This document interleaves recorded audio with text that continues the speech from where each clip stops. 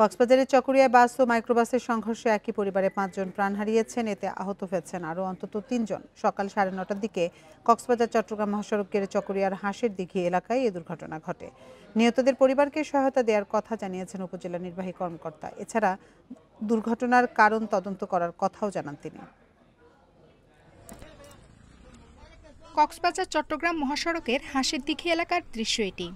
চট্টগ্রামগামী বাসের সঙ্গে মাইক্রোবাসের সংঘর্ষে হতাহতদের উদ্ধার করে হাসপাতালে নিয়ে যাচ্ছেন পথচারীরা। এ সময় ঘটনাস্থলেই মারা যান 2 জন।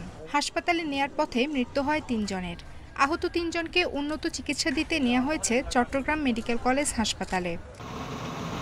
নিহতরা সবাই একই পরিবারের সদস্য। সবাই মিলে কক্সবাজার ঘুরতে যাচ্ছিলেন। প্রত্যক্ষদর্শীরা জানান, বৃষ্টির কারণে এই এলাকায় প্রায় ঘটছে দুর্ঘটনা। বৃষ্টি হচ্ছে, গুটি গুটিতে বৃষ্টি হচ্ছে। এখন গাড়িটার আবে ছিল ওই নোহাটা, উনি ব্যাক করতে যায়, গাড়িটা ঘুরে যায়, মাঝ সাথে আসে লাগে। রবিটা হচ্ছে আমার ভাগ্নি, উদয় হচ্ছে আমার নাতি, নাত বউ আছে, ছেলে আছে, সবাই আছে। ছোট ছোট বৃষ্টি হয়েছে, ওই খাদামাটিতে স্লিপ করে ওদের গতি হারিয়ে এখানে দুর্ঘটনাটা ঘটছে।